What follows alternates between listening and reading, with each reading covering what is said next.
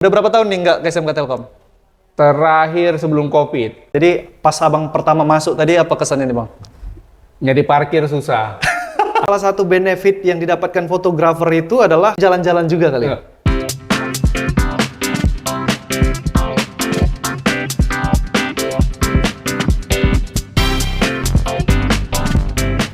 Halo semua warga Ikastel dimanapun kalian berada, cuy. Akhirnya kita tiba juga di episode terbaru dari Ikas Talks, di mana kita akan mengundang alumni SMK Telkom yang akan sharing berbagi banyak hal, terutama bagian pekerjaan keahliannya untuk dibagikan kepada warga Ikastel semuanya. Semoga bisa bermanfaat. Dan kali ini aku bakal mengundang salah satu alumni kita, yaitu Bang Dadang Butar-Butar. Yes. Apa kabar Bang? Sehat. Sehat ya? Salam kenal. Salam kenal juga Bang. Jadi Bang Dadang ini adalah seorang fotografer Oke. wedding Batak. Yes, gitu ya? benar. Oke. Ini di Medan atau di mana nih Bang? Kalau untuk base kita di Medan. Base-nya di Medan ya. Tapi kalau untuk wilayah kerjanya, Wah, gak usah dibatasi ya. kerjanya kan dibatasi. Oke. Jadi warga Ikastel semua, jadi kita bakal ngerumpi sedikit kan. Kita bakal coba korek-korek nih pengalaman Bang Dadang di SMK Telkom. Yang paling terutama tuh nanti Bang Dadang mudah-mudahan bisa berbagi banyak hal. Siapa tahu nih Bang, adik-adik, kawan-kawan, abang-abang, kakak Ikastel gitu ya. Ada yang juga berperan sebagai seorang fotografer. Oke, jadi mungkin sebelum masuk ke sana, aku penasaran sih Bang. Nama abang pas aku baca sebagai salah satu tamu speaker di Ikas Talks kan, Dadang Butar-Butar. Ini kayak perpaduan dua suku nih Bang. Dadang kayaknya agak Jawa gitu ya kan, terus ada butar-butarnya itu agak Batak. Coba boleh diceritakan dulu Bang. Sebenarnya Dadang itu bukan bahasa Batak sebenarnya. Oh iya, Batak. astaga, berarti aku Tapi yang dia tidak satu kata sendiri, dia harus digabung. Jadi biasanya didadang, Di Dadang itu apa tuh? dijemur atau dipanggang. Oh, berarti memang ada artinya Ada gitu ya? artinya. Cuma sering karena kita terbiasa mendengar dadang itu dari Sunda. Oh Sunda ya, betul Sunda. Jadi kayak langsung mindset, oh dadang dari orang Sunda. Salah. Berarti Dadang ini asli 100% Batak nih ya? Oke. Karena dadang itu bahasa Batak. Oke. Siap Bang. Jadi Bang Dadang boleh kenalkan diri dulu kira-kira dari angkatan berapa? Terus mungkin yang saya ingat Bang Dadang, guru atau staf SMK Telkom dulu yang masih ada sekarang kira-kira siapa? Oke, mungkin untuk permulaan nama saya Dadang Maranatha Butar-Butar. Masuk SMK Telkom tahun 2000, tamat tahun 2003. Kami mengidentifikasi alumni kami adalah Gen 9. Gen 9. 9. Generasi 9. Oh, ngeri. Gen 9. Sampai Bukan Gen Halilintar gitu ya? Enggak, Gen 9. Jadi kita tahun 2003, saat itu mungkin sekolah hanya punya satu jurusan, ya. teknik switching. Teknik switching, betul. Beranggotakan satu angkatan itu sekitar 160 orang. Oke. Dibagi 4 kelas. Cuma di akhir kami tidak tamat semua, 160. Ada yang duluan mendahului kami. Sekitar 4 teman-teman tuh mendahului kami. Wah, masih ingat Bang ya? 4, sepertinya 4. Oke. Di zaman itu.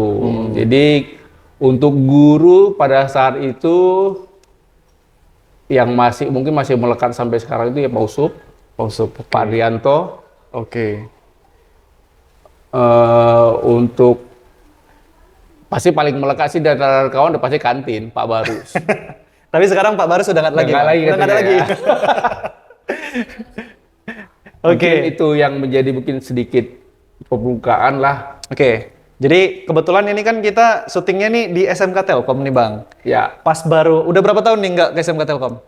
Terakhir sebelum COVID, 2018-19. Wih, sudah berarti jalan 6 tahun ya. Dan mungkin gedung yang saat ini kita tempat ini belum ada. Belum ada. Jadi pas abang pertama masuk tadi apa kesannya nih Bang? Nyari parkir susah. Aku harus butuh bantuan bapak yang jaga di depan, Bang parkir kemana? Iya. Karena pas masuk gerbang nggak kelihatan. Nggak kelihatan ya.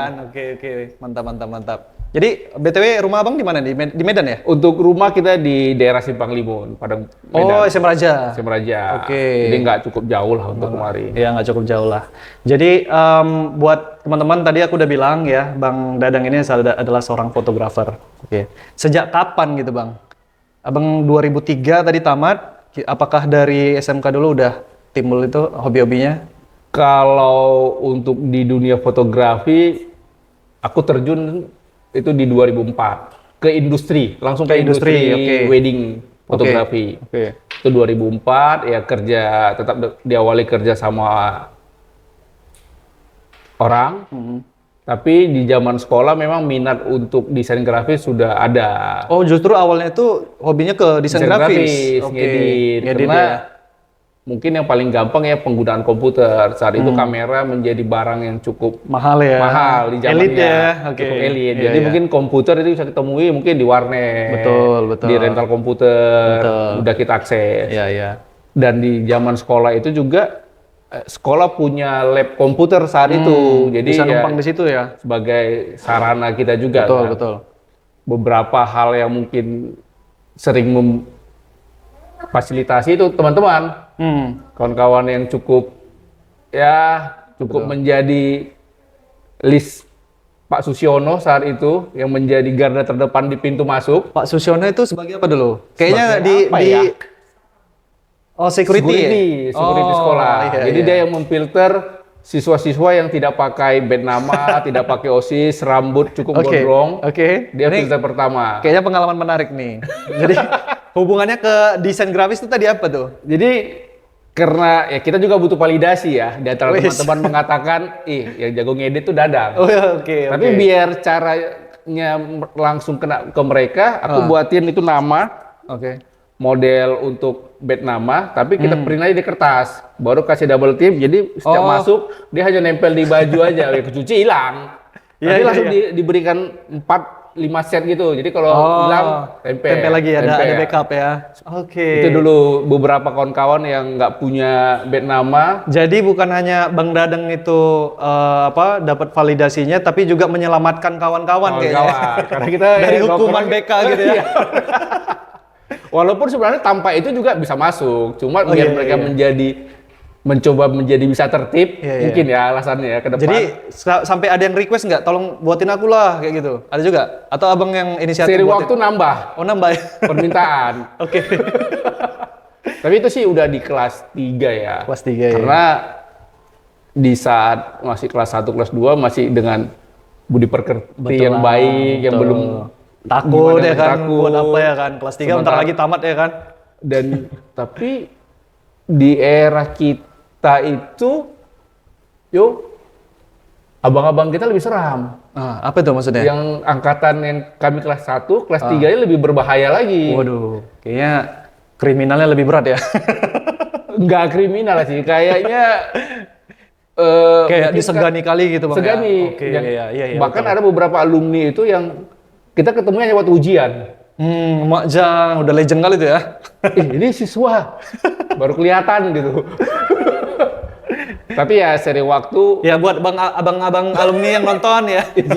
Izin Bang.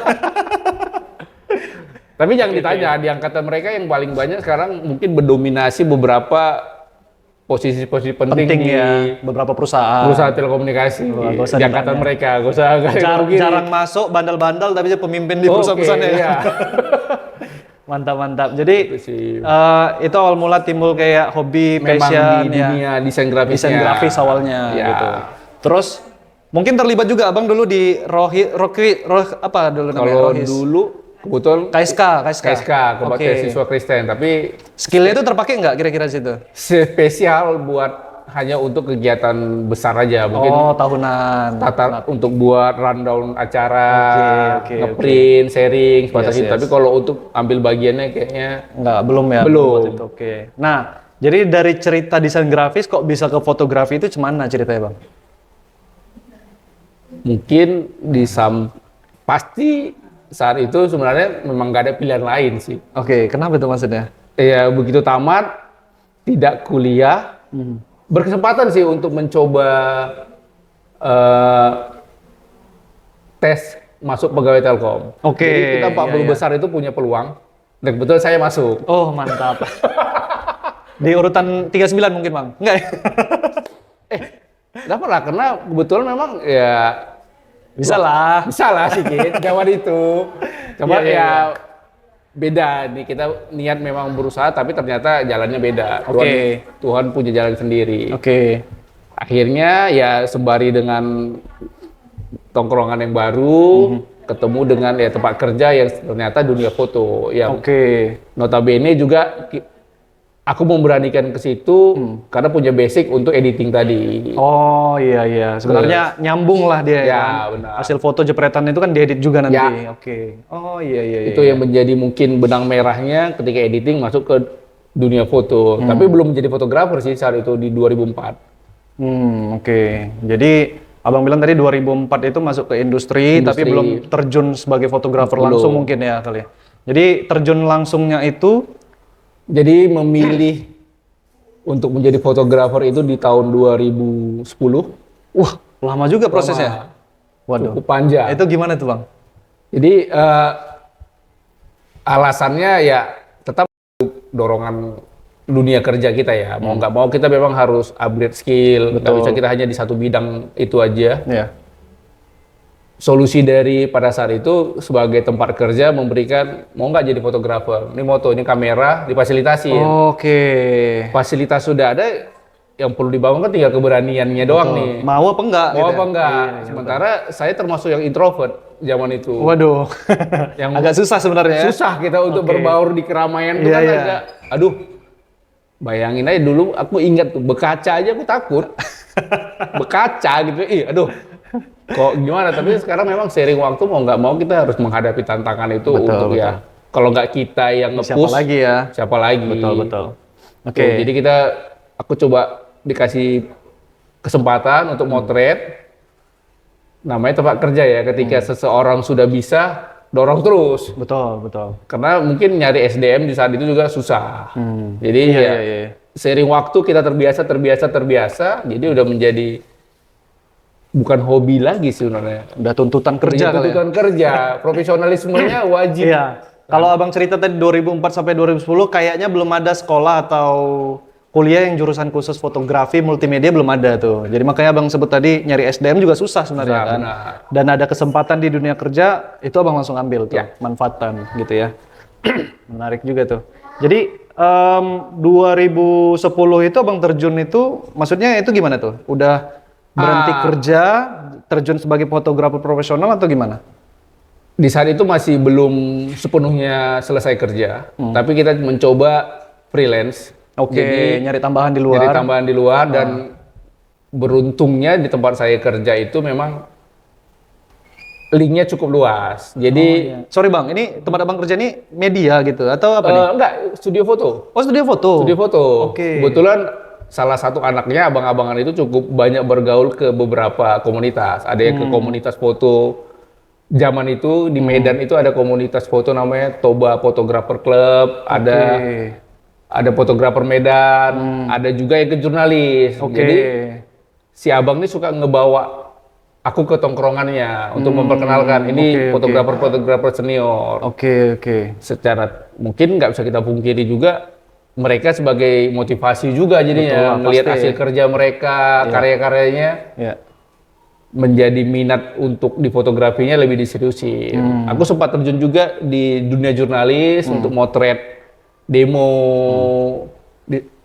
Siang kita motret demo, sorenya dikit motret seremonial di AC, mulai dari dengan suasana yang berubah-berubah. Kalau di jurnalis kita akan pernah hadapin. Bahkan yang paling ekstrim itu motret di daerah konflik. Konflik itu maksudnya demo Konflik apa? warga dan Berantem apa ya? Kok berantem lagi ya? Warga dengan aparat gitu-gitu ya? Oh, makjang ngeri ya. itu yang paling Berarti ini kemana? Kalau ini jurnalis berarti jurnalis. ya? Oke. Itu pernah. Itu sampai kita motret berlindung di aparat, takut diserang warga. Betul. Berlindung di warga, Takut diserang aparat. Jadi memang kawan-kawan juga ya waktu kita motret memang harus kita diberi bekal cukup sih oleh kawan-kawan jurnalis. Oke. Sampai akhirnya pilihan hidup memang makin mengecil, umur makin naik, mau nggak mau harus bisa konsisten. Oke. Ternyata wedding menjadi solusi. Oke. Fotografer wedding. Cuman saat itu belum tahu nih wedding apa sih. Pokoknya Oke. tahunnya Itu tahun berapa tuh Bang? Mulai ke fokus ke wedding. 2011. Oh. Tahun kemudian 2011 ke 2012. Oke. Mulai untuk motret wedding. Itu semua suku aku foto. Oke. Artinya semua job yang datang udah terima aja terus Terima aja. ya. Oke. Jadi kalau dari saat itu Instagram sudah muncul. Oh ya, oke. Tapi kayaknya belum booming kayak sekarang Belum ya. booming. Oke. Jadi kalau di zaman itu feedku itu beraneka ragam. Ada foto jurnalis, Oke. ada foto fashion, Oke. ada foto wedding, Iya. ada foto pre-wedding. Oke. Tidak ada satu Kategori khusus gitu ya. Oke.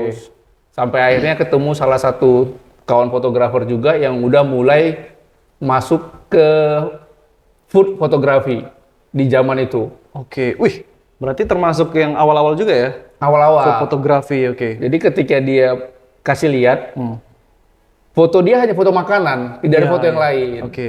Dan dia memberi masukan, kalau nggak seperti ini sampel kita di Instagram, orang nggak akan tahu spesialisnya kita, katanya. Oke, betul. Mulailah menjadi, iya juga, Betul. memberanikan diri lah untuk kayaknya sih yang paling betul, aku orang Batak, Iya. minimal aku tahu apa bahasa yang diungkapkan di acara wedding itu. Betul, betul. Buatlah menjadi khusus wedding Batak. Saat itu aku pilih 3. Karo, Toba, Simalungun. Oke. Waktu itu ya? Waktu itu. Oke. Dan mungkin aku ya belum ada sih kawan-kawan yang lain yang berani Pada saat itu fokus gitu, fokus segmented di segmen gitu ya? itu aja. Oke. Aku sendiri pun ragu. Ini gimana nyari Nanti aku duitnya nggak nih? makan pula nih kan? Iya, Karena iya, kita iya. yang pilih ke situ kan. Iya, iya. Sementara secara nama juga tadi bukan orang Batak nih, Dadang. Iya, iya. Betul, betul. Ketakutan tuh pasti gede. Iya, iya. Betul. Tapi seiring waktu memang di saat itu target marketnya bukan yang pengantin Kota Medan. Jadi? Targetku itu adalah luar kota. Oke. Jadi Kenapa tuh, mereka Bang? Menarik nih. luar kota itu jadi kan kita paham nih kemampuan kita nggak punya toko. Oke. Kalau kita buka kantor di Medan, Iya. berarti yang kita harapkan adalah mereka yang Tinggal di Medan. open the door, mereka pengen datang. Oh, oke, iya, iya, iya. Tapi sementara kita nggak punya galeri saat itu. Betul, betul. Kita cuma bermodalkan berjualan di sosial media. Oke.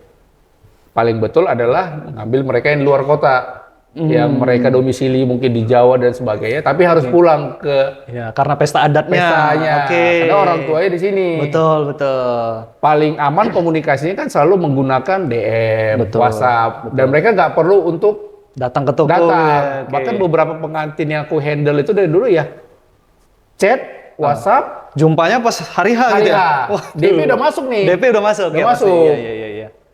Oke, oke. Itulah menarik, yang menarik. menjadi aku coba terapkan sampai sekarang. Jadi memang ya mudah-mudahan sampai sekarang aku belum pernah mencurangin. DP yang ku terima itu nggak pernah aku hilang. Ya. Jadi itu yang ku jaga. Nah, itu ada kebetulan aku desainer branding, Bang. Jadi aku ngurusin ya tentang branding juga irisan ke situ lah. Jadi ada 2 poin yang mau aku ambil nih dari cerita Bang. Yang pertama itu menjaga trust ya. Ya, benar. Karena branding itu intinya cuma satu ya, trust, kepercayaan. Kalau kepercayaan nggak ada, branding ini pasti nggak bisa tumbuh. Setuju. Makanya Abang bilang tadi, sampai sekarang nggak pernah menyelewengkan DP dan lain-lain, itu bagian dari trust. Yang kedua tentang positioning, Bang.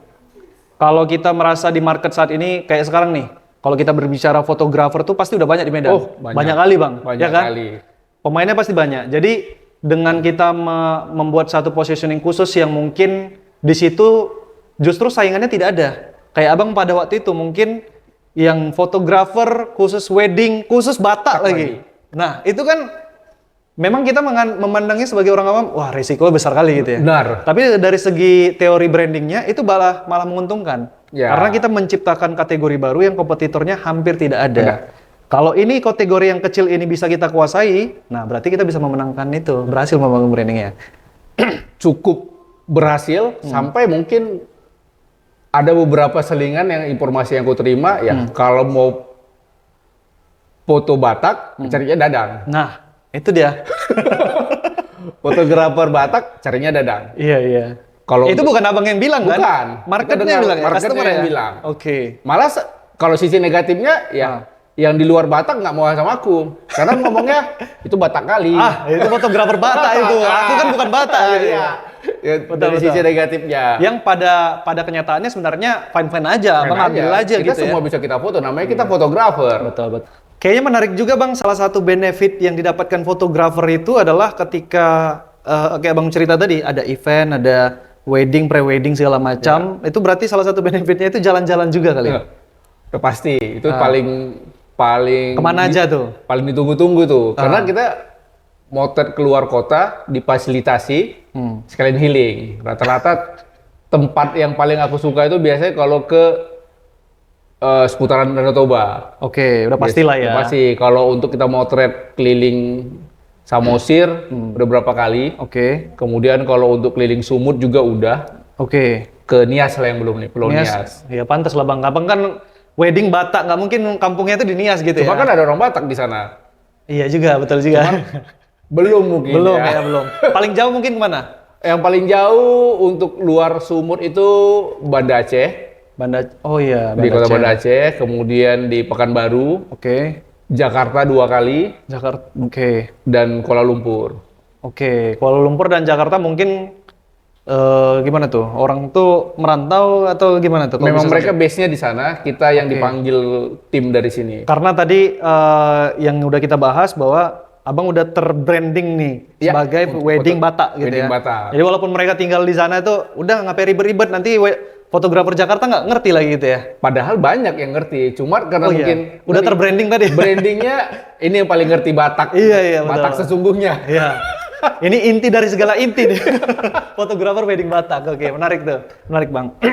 Tapi kalau dalam ngetik foto itu abang ada kayak ciri khas atau kebiasaan atau apa gitu?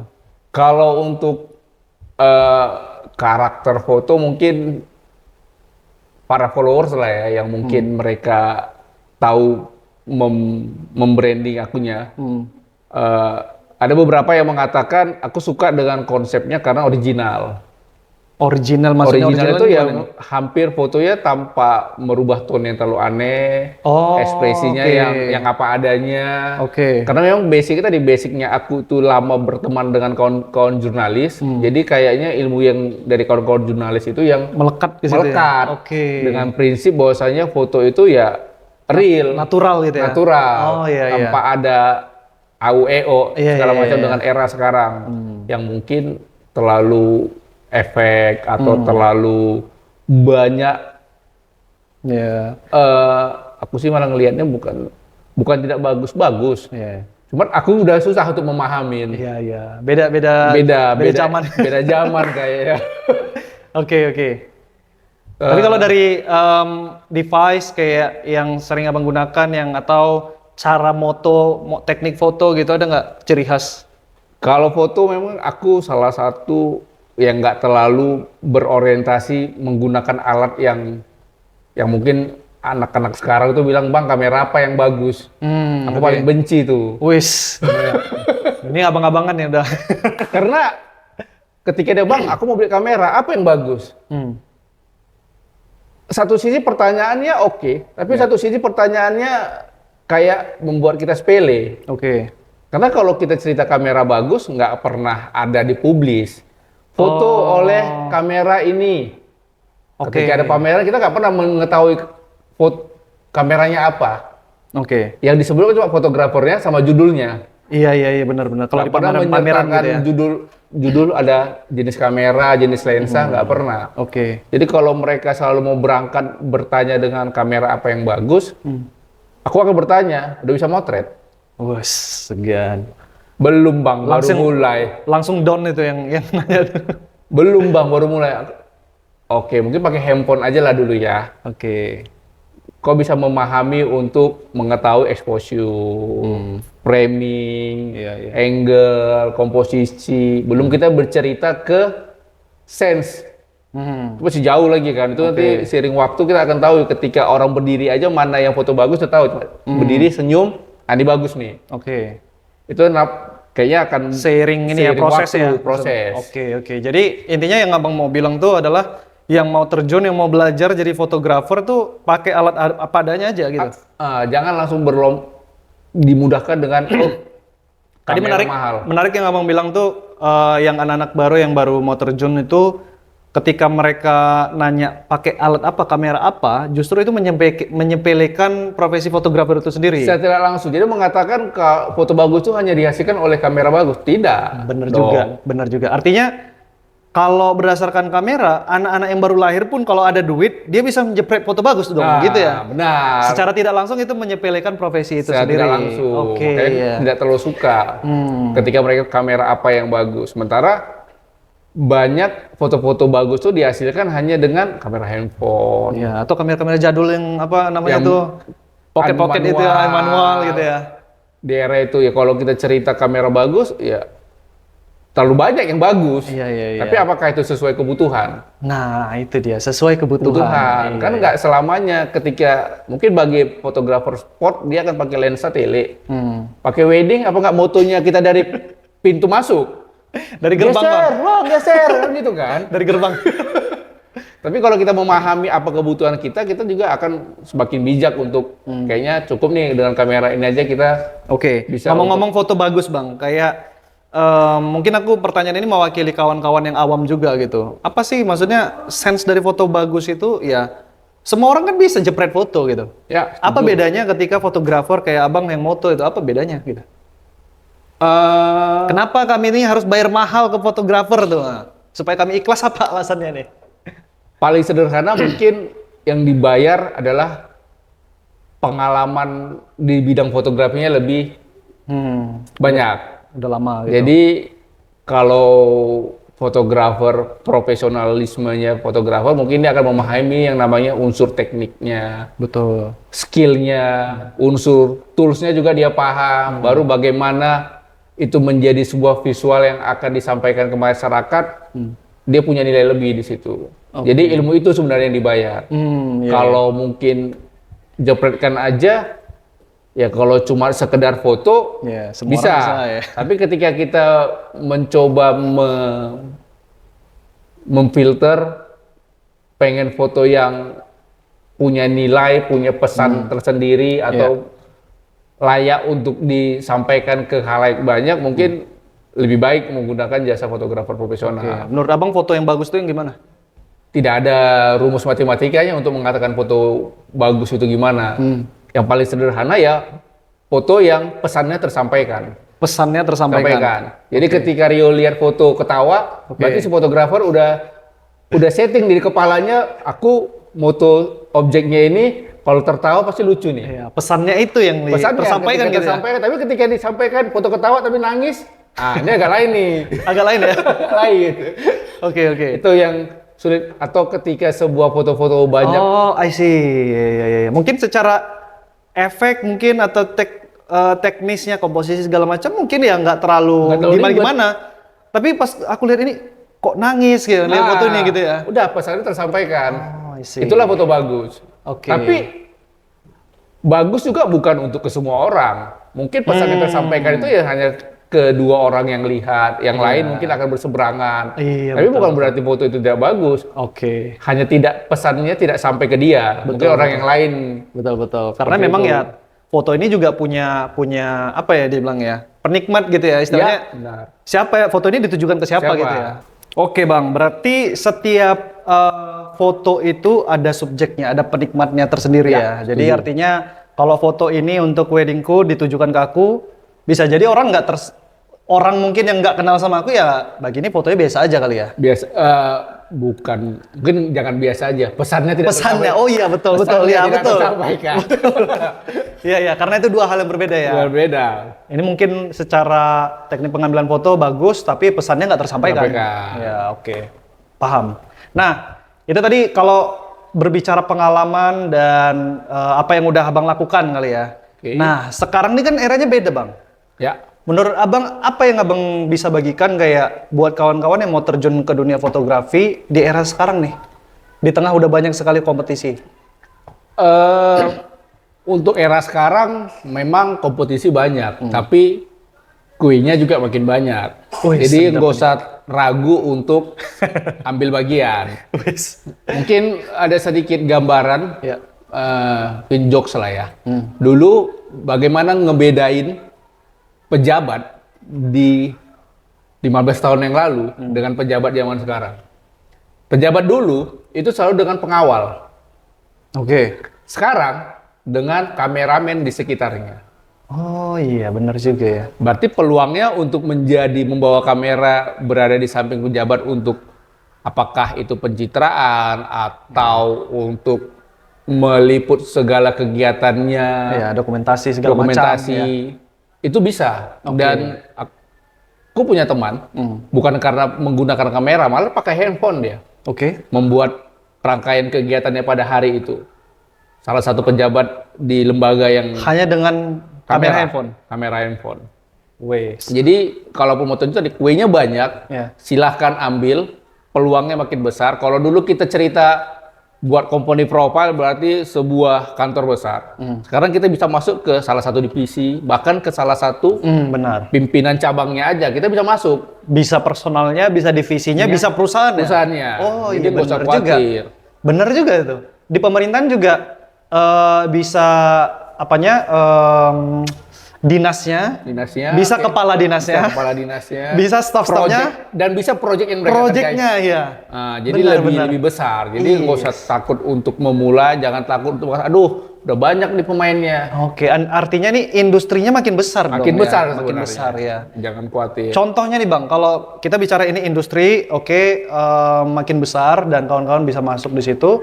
Contohnya, contoh kecil, contoh detail ya, khususnya lah. Kalau misalnya teman-teman jadi fotografer apa sekarang nih?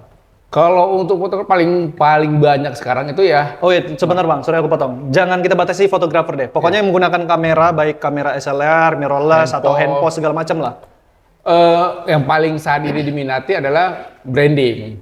Branding masuk kemana tuh? Branding tuh bisa personal branding, bisa Oh, oke. branding cafe. Oke, iya. Apalagi memang kan kebutuhan untuk nge-branding di platform sosial media itu kan tinggi. Betul. Ya kerjanya juga nggak harus seharian Setiap di kafe hari, itu juga. iya, betul. Dia harus bijak untuk mengumpulkan bahan yang akan dia posting. Iya. Bisa jadi sebulan sekali, 2 bulan sekali gitu ya. Benar. Yang penting dia kumpulnya footage-nya apa yang bisa berhubungan dengan yang untuk pencitraan si salah satu yang ya dia bisa yang kerjakan. Oke, menarik.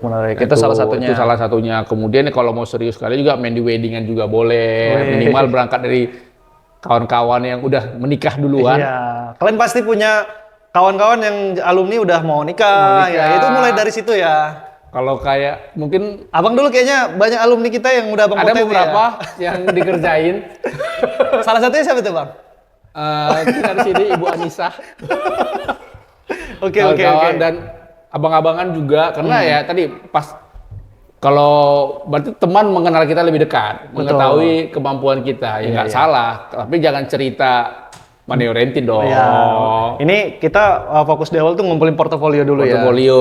Oke. Tapi ya kawan-kawan juga ya jangan harga kawan juga. Ini kayaknya nyinggung siapa nih? Nggak ada ya. Kan sekarang lagi rame tuh kan. Iya, harga teman gitu Harga ya. teman. Oh, iya, harusnya iya. teman tuh harusnya lebih mahal. Oh iya, Karena betul.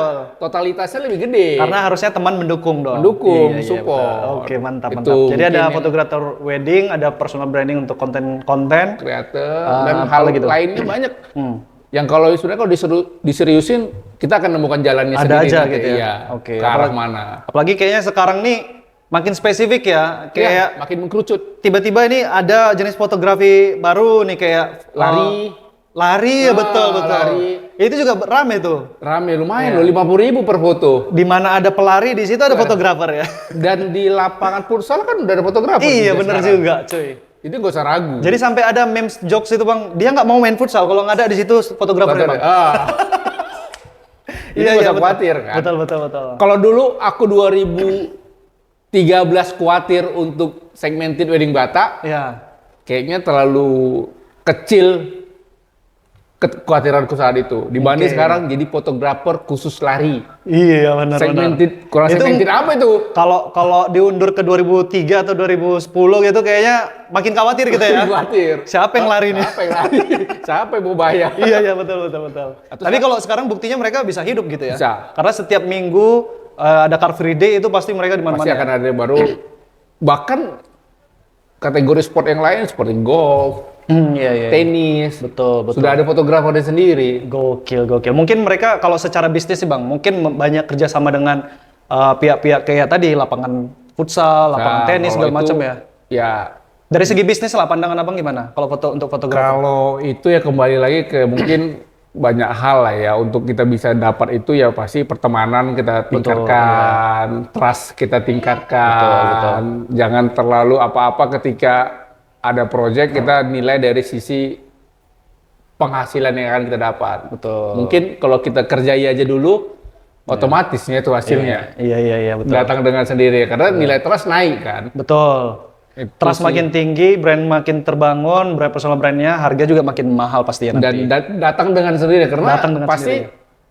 ketika teringat sesuatu dia akan membuka si Anu Betul. menjadi pilihannya. Walaupun banyak fotografer tapi yang nggak usah khawatir selama trust dan brandingnya itu bentuk, aku Ya. yakin sih Oke. punya peluang lebih gede untuk di dunia fotografi. Oke, nice sekali kawan-kawan. Nggak terasa kayaknya udah 40 menitan kita Bang ngobrol di sini, mulai dari pengalaman Abang di sekolah dulu, pengalaman kerja sampai berbagi tips pandangan mengenai bisnis ataupun industri fotografi khususnya di Medan ya, seperti apa gitu ya buat teman-teman yang mau terjun itu. Mungkin terakhir Bang untuk closing statement buat kawan-kawan terutama alumni SMK Telkom yaitu IKASTEL yang mungkin ya secara keseluruhan aja harapannya mungkin untuk pengurus dan juga kawan-kawan IKASTEL apa Bang? Ya mungkin untuk kawan-kawan sesama alumni ya mari kita satukan kekompakan kita, tetap support apa yang bisa kita berikan ya karena aku yakin jadi motivasi untuk alumni-alumni baru berikutnya. Betul. Mungkin itu aja yang bisa harapan yang bisa Ya, aku minimal sampaikan. kalau belum bisa mendukung jadi pengurus atau dana mungkin minimal hadir di sini ya, Boleh. IKASTOX ya. Jadi berbagi, sama-sama berbagi. berbagi ilmu pengalaman gitu ya. Jadi Sharing. mungkin dengan ini terbangun juga nanti solidaritas antara alumni SMK Iya, Telkom ya. karena gitu ya. nggak semuanya juga kita ngelihat alumni itu langsung mau lemparkan jangkar, nggak juga kan. Jangan takut kadang. Betul. Kadang jumpa kawan, aduh Aduh, ini ya. langsung aduh ya kan. Iya. Oke. Jadi makasih banyak Bang Dadang Yes. atas kebersediaannya untuk mampir ke IKASTOX. Kami doakan semoga makin sukses di karir fotografinya ya. Siap. Jadi buat keluarga IKASTEL ya, terima kasih udah menonton sampai akhir. Jangan lupa bantu support ya teman-teman untuk share, likes dan tinggalkan komentar di video ini. Dan yang paling penting nih buat kalian yang pengen juga ikut ya membantu di dalam kepengurusan IKASTEL, silakan teman-teman kontak nih, hubungin itu link yang ada di deskripsi di bawah. Oke, aku Rio Purba dan sini Bang Dadang, kami pamit undur diri sampai ketemu di episode berikutnya. Bye.